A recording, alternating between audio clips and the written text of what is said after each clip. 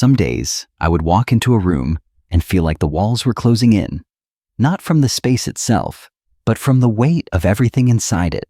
Stacks of papers I meant to file, boxes from holidays long past, gifts I never used but felt too guilty to let go of, clothes that once fit a different version of me, and memories. So many memories tucked into drawers and corners I hadn't opened in years. I wasn't trying to make my home feel heavy. It just happened over time. A little here, a little there. One day, I realized I wasn't just organizing stuff anymore. I was carrying it. Emotionally, physically, all of it. And then came the day I tried to fix it. I thought, all right, I'll tackle it all today. But within minutes, the house looked worse than when I started. Piles everywhere. Decisions I didn't feel ready to make. I sat on the edge of my bed, surrounded by things, and wondered if maybe I should just close the door and forget about it. But I didn't. I found a different way. A quieter way. I learned how to let go without turning my house upside down, without guilt, without rushing, and without feeling like I had to become someone else entirely. That's what I want to share with you today. 7 ways to declutter that feel peaceful, not painful. Small steps that helped me reclaim not just my home, but my calm. Not everything has to go, but something does, so you can breathe again. Let's begin. 1. The piece bag practice. I didn't start with a grand plan. I didn't download a checklist or buy fancy bins. I started with a trash bag. Not even a new one. Just a black bag I had tucked under the sink, the kind you usually use for yard work or kitchen waste. That day, I remember feeling stuck. Not just in the clutter, but in my own thoughts.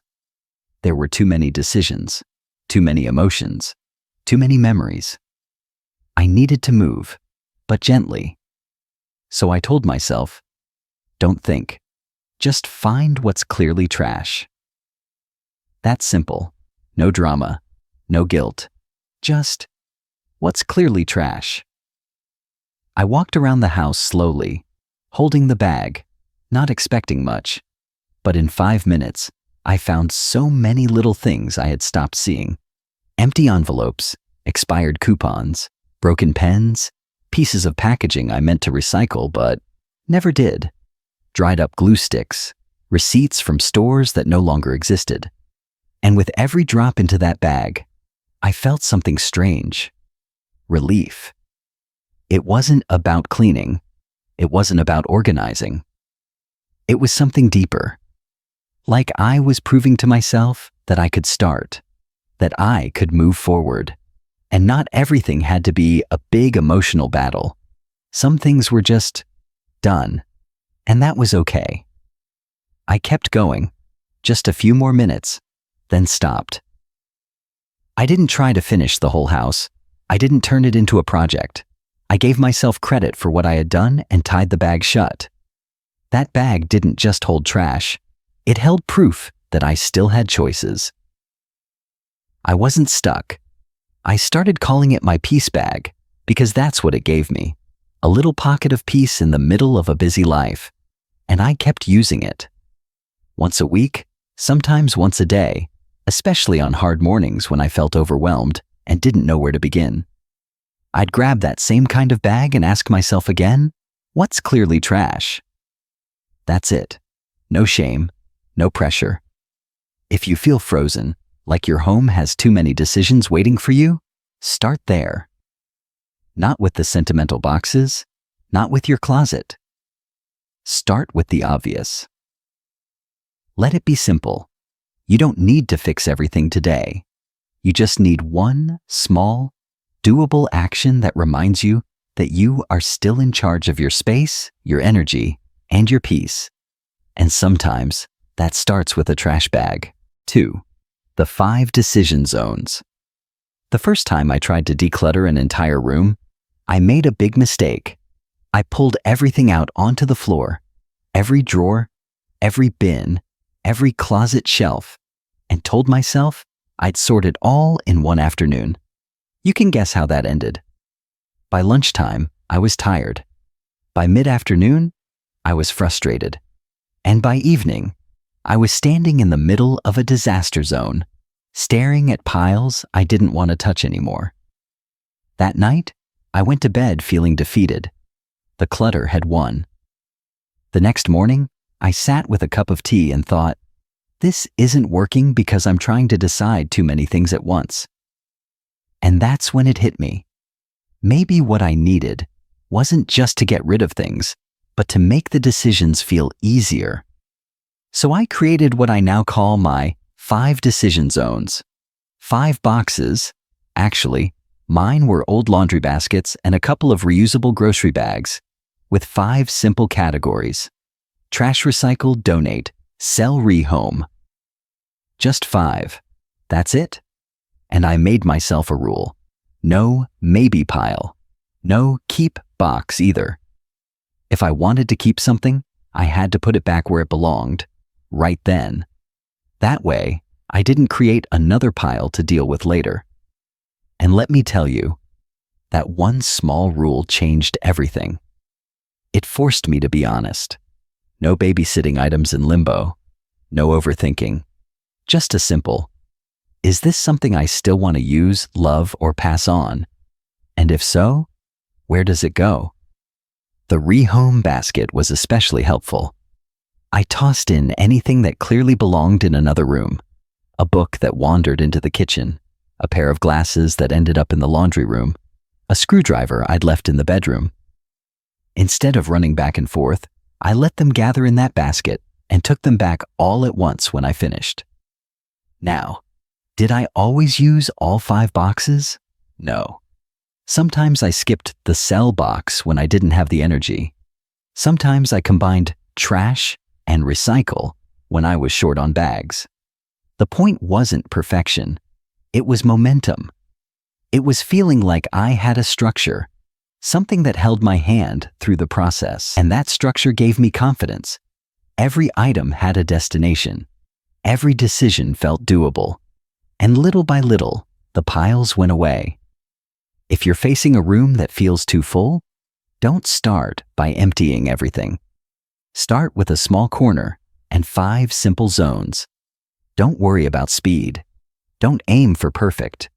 Just give yourself a calm space to make choices, one object at a time. Because the more gentle decisions you make, the more peaceful your home becomes, and the more peaceful you feel inside it. For 3, the Rehome Basket. There's a certain kind of clutter that doesn't really belong in the trash or donate pile. It's not broken, outdated, or unloved. It's just misplaced. A coffee mug in the bedroom, a sock in the kitchen, a pair of scissors on the living room table, even though they belong in the drawer near the fridge. These aren't problems on their own, but when they add up, they create a home that feels scattered and unfinished. That's what was happening to me. Every time I tried to clean or declutter, I'd find these little items in the wrong place. And every time I stopped to put them away, I lost my rhythm. I'd go upstairs to return a book and end up folding laundry. I'd go to the basement to return a tool and get distracted by the storage bins I had been avoiding for months. Before I knew it, the session was over and nothing was really done. One day, I gave myself permission to stop running back and forth. Instead, I grabbed an empty basket and told myself, "This is your Rehome Basket." Anything that was staying, but in the wrong spot, went into the basket. No detours, no distractions, just in the basket for now. And that changed everything. It was like suddenly I had a helper by my side, quietly carrying everything for me so I could focus. I no longer had to stop and switch mental gears every few minutes. I stayed where I was, making steady progress. Then, at the end, when I had the energy and the mental clarity, I took the basket and walked through the house, placing things back where they belonged. It felt efficient. But more than that, it felt kind. Kind to my time. Kind to my energy. Kind to my mind. which no longer had to juggle a dozen half-finished tasks. And this wasn't just about being organized, it was about protecting my peace. Because decluttering is not just physical, it's deeply emotional and mental too. Every little decision takes something out of you. And if you're constantly stopping to shift from decision-making into errand running, it's no wonder you feel tired before you even make it halfway through. That's why the Rehome Basket is so powerful. It creates space for focused thinking. It turns scattered distractions into one calm task. And for me, it became a small act of self-respect. I even started keeping one in every room for a while, especially during the early days when I was just learning to work through my space again. A basket in the hallway, one in the bedroom. It helped more than I expected. If you've ever felt like you're working hard but not getting anywhere, this might be the thing that helps you stay centered. It's not flashy. It's not complicated. It's just a basket with a purpose, to keep your momentum sacred. And some days, that's the difference between giving up and gently carrying on. Chapter 4. Grace Zones. There's something no one tells you when you start decluttering. You won't feel ready to make every decision right away. Sometimes you'll hold something in your hand, an old birthday card, a gift from someone who's no longer here, a blouse you haven't worn in years, and your heart just hesitates. You're not sure if it should go. You're not sure if you'll miss it. You're not sure if you're being too sentimental or not sentimental enough. And in those moments, I used to freeze. I'd hold on to the item, stuck between guilt and uncertainty, and my progress would stall. One unsure object would turn into 2, then 3, and suddenly I was sitting in a room full of indecision. That's when I realized I needed something different. Not a rule, not a deadline, something softer. So I created what I now call my grace zones, small spaces in my home where I could place items I wasn't ready to decide on yet, without letting them turn into clutter again. These grace zones became my safety nets. At the bottom of the staircase, I placed a pretty woven basket. Anything that needed to go upstairs, but not immediately, went in there. Once a day, I'd take it up. Simple. In my closet, I hung a cloth bag with a tag that read, "Think about me later." That's where I placed clothes I didn't feel ready to donate, but also hadn't worn in over a year. Giving them a temporary home helped me release the pressure to decide on the spot. In the kitchen, I cleared out one drawer and labeled it with a sticky note. Unsure. Old utensils, mugs from long ago vacations, odd little items I didn't quite want to let go of yet. They lived there for a while. And every month or so, I'd revisit that drawer with fresh eyes and a calm heart. These weren't junk drawers.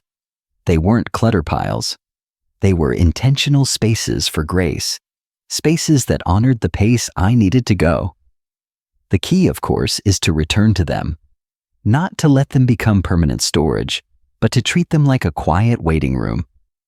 A space where your heart gets a little more time and your mind a little more peace. Sometimes, after a few weeks, I'd open a grace zone and think, "Oh, I forgot this was even here." And just like that, I was ready to let it go. No struggle, no guilt. Other times, I'd find something I was now glad I kept. And that's the beauty of giving yourself grace. You don't rush yourself. You don't shame yourself. You just keep moving, kindly, gently, and with respect for the part of you that's still learning how to let go. If your decluttering journey has felt all or nothing, I invite you to try creating one small grace zone. Let it hold the weight of your maybes so you don't have to. Because some days, the most loving thing you can do is allow yourself time. 5. The Timeout Box. Letting go sounds simple until it's not. You hold something in your hand, a scarf from a trip 10 years ago, a teacup that belonged to your aunt, a necklace your daughter gave you, though you never really liked it. You stand there, trying to decide what to do, but every choice feels too final. So, you keep it. Not because you need it, not even because you want it, but because you're afraid of making the wrong decision. Because part of you whispers, "What if I regret this later?" That's when I discovered the magic of the Timeout Box. It started almost by accident. I had a small cardboard box I kept near my closet. On a tired afternoon, when I was too emotionally drained to decide about a few old handbags and sweaters, I quietly folded them up and placed them in that box. Then I wrote the date on a sticky note and placed it on top. I didn't think much of it. Months later, I came across the box again while cleaning. I opened it, stared at the items inside, and realized something surprising. I hadn't thought about them once, not a single time. I hadn't missed them, hadn't looked for them, hadn't even remembered they were gone. And just like that, the decision to let them go was easy. No guilt, no second guessing, just relief. So I started using the Timeout Box more intentionally. Whenever I felt stuck on something, too uncertain to toss it, too burdened to keep it, I placed it inside that box. I'd label it with the date and tuck it away in a closet, under the bed or behind a door, somewhere out of sight, out of mind. And I'd set a quiet rule for myself. If I didn't miss it in 90 days, it was ready to go. Not everything in the box ended up in the donation pile. Sometimes I'd find something I genuinely wanted to keep, and that was okay. But more often than not, I'd open the box and feel distance from those items. Emotional space, like time had gently peeled off the attachment I once had. That's the beauty of the Timeout Box. It gives you room to breathe. It delays the decision without avoiding it. It honors your hesitation without letting it take over your home. And more importantly, it helps turn emotional clutter into clarity. I once used it with a collection of old greeting cards I had kept in a drawer for over 15 years. I placed them in a Timeout Box, thinking I'd probably pull them back out the next week. 90 days later, I couldn't even remember who some of the senders were. What once felt sacred now felt like a burden I didn't need to carry anymore. That moment taught me something important. Sometimes, it's not time that helps us decide. It's distance. Physical and emotional space, a break from the pressure to decide perfectly in the moment. The Timeout Box is not about delaying forever. It's about giving your heart a chance to settle, letting your instincts speak more clearly, without the noise of guilt, memory, or obligation. If you're stuck, truly stuck, on certain items, try it. Find a simple box. Make it opaque if you can, so you're not tempted to peek. Write today's date, place it somewhere you won't trip over it, and walk away. Then later, weeks or months from now, revisit it with a peaceful mind. What stays, stays. What goes, goes. And either way, you've honored your journey with grace. 6. The backwards hanger trick. I used to think I wore most of the clothes in my closet. After all, I didn't buy things I didn't like. Every shirt, every sweater, every pair of pants. I could tell you why I had them. That one's good for special occasions. That's the comfy one for errands. That was expensive, so I'm keeping it, even if it doesn't fit quite right anymore. But the truth? I wore the same 6 or 7 pieces over and over. Everything else was just there, taking up space, reminding me of old versions of myself, of styles I no longer loved, of sizes I no longer fit into, but couldn't quite let go of. That closet wasn't full of clothes. It was full of stories, and some of them no longer matched who I was. Then I heard about something called the backwards hanger trick. It sounded silly at first. Turn all your hangers backwards, and every time you wear something, hang it back up the normal way. After a few months, anything still hanging backwards hasn't been worn. and might not be needed anymore. So one Sunday afternoon, I decided to try it. It took less than 10 minutes. I flipped every hanger around so the hook faced the opposite direction. Then I closed the closet and went about my life. Over the next few weeks, every time I wore something, I hung it back the right way. Slowly, patterns started to show. That blouse I swore I loved, never touched it. The expensive pants I was saving for a nice dinner, still collecting dust. Meanwhile, I wore the same cardigan 4 days in 1 week because it was soft, forgiving, and made me feel like myself. The backwards hangers didn't lie. They showed me, gently, what I already knew deep down.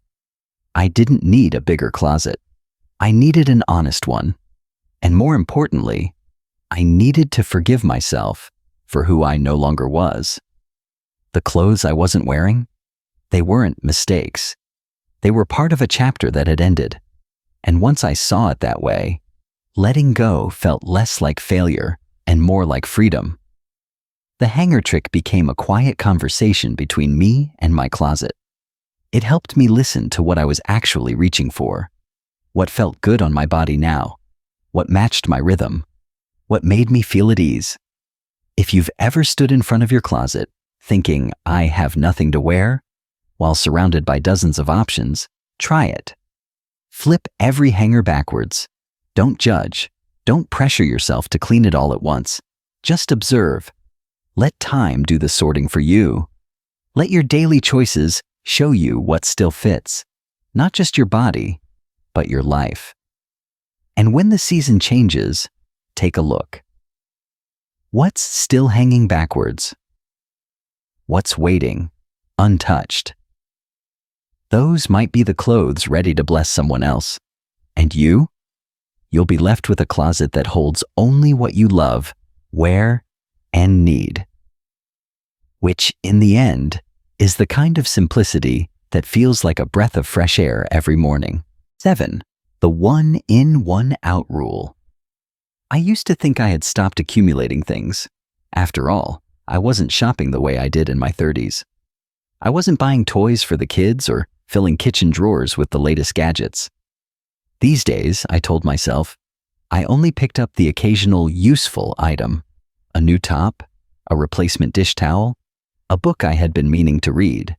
But one afternoon, while putting away a small bag of new groceries and a couple of items from the store, I looked around my kitchen and realized something. Everything felt just a little too full. The drawers were harder to close. The cabinet shelves were crowded. The coat closet had no room for the light jacket I had just bought. It wasn't that I had added too much at once. It was that I had been adding a little bit for a very long time, without letting anything go. That's when I remembered a simple rule I had heard years ago, but never tried seriously. 1 in, 1 out. The idea is exactly what it sounds like. Every time something new comes into your home, something else has to leave. If you buy a new sweater, donate an old one. If a new book arrives, pass along one you've already read. 1 in, 1 out. At first, I'll be honest, I resisted it. It felt too strict, too rigid. What if I wasn't ready to let anything go? What if the new thing was just a small replacement? But the more I thought about it, the more I saw the quiet wisdom in that rule. It wasn't about being strict. It was about being aware. So I gave it a try. The next time I brought home a new mug, a sweet little one with blue flowers, I took a deep breath and opened the cupboard. I picked up a chipped mug I'd been holding onto for sentimental reasons, even though I never used it, and I let it go. It was just one item, but it felt like I had made space not just in the cabinet, but in my mind. That's the thing. This rule isn't about stuff. It's about balance, about refusing to let the weight of things quietly build up again once you've cleared it. And the more I practiced it, the more peace I noticed. When a new pair of shoes came in, an older pair with worn soles went out.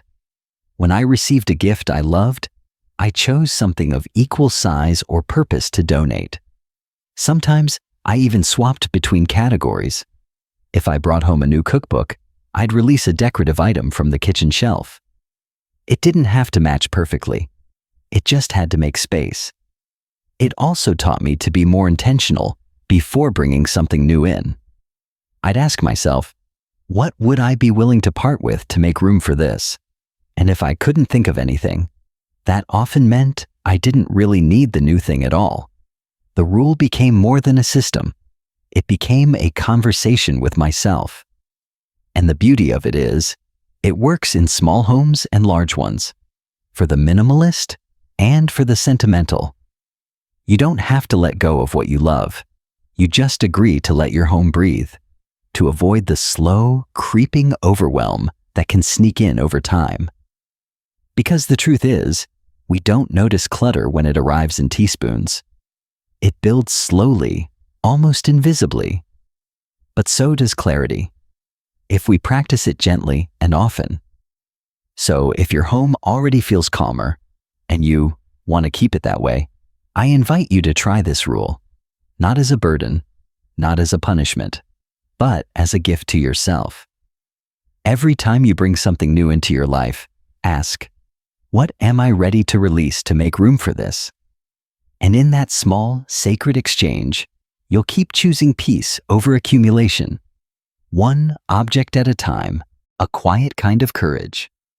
If you've made it this far, listening, reflecting, maybe even nodding along as you pictured your own home, then I want to say something that matters more than any tip I've shared today. I'm proud of you. Not for having a perfect house, not for finishing a project, but for showing up, for being willing to look at the spaces in your home and in your heart with honesty, tenderness, and the quiet kind of courage it takes to let go. Decluttering is not about getting rid of things. It's about choosing what stays, what still serves you, what brings you ease, what tells the truth about the woman you are now, not just who you've been. Every drawer you open, every object you consider, every choice you make with intention, that's an act of self-respect, of clarity, of freedom. You don't need to do it all at once.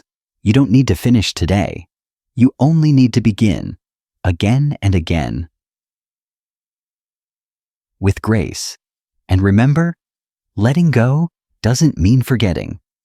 It doesn't erase the love, the history, or the person you were when you held those things close. It simply means you are choosing space. Space for breathing. Space for rest. Space for what's still ahead. Because there is more ahead. More laughter. More lightness. More peace. And your home, your beautiful, well-lived in, memory-filled home, can reflect all of that. So whether today's step is a single trash bag, a Rehome Basket, or just the decision to stop and breathe, know this: you are doing enough. You are moving in the right direction, and you are not alone. Thank you for spending this time with me. If you found comfort here, I hope you'll share it with someone you love. Sometimes, the best thing we can give each other is not advice, but company. A soft voice that says, "Me too. I've been there." Until next time, take gentle care of yourself. You deserve that, and so much more.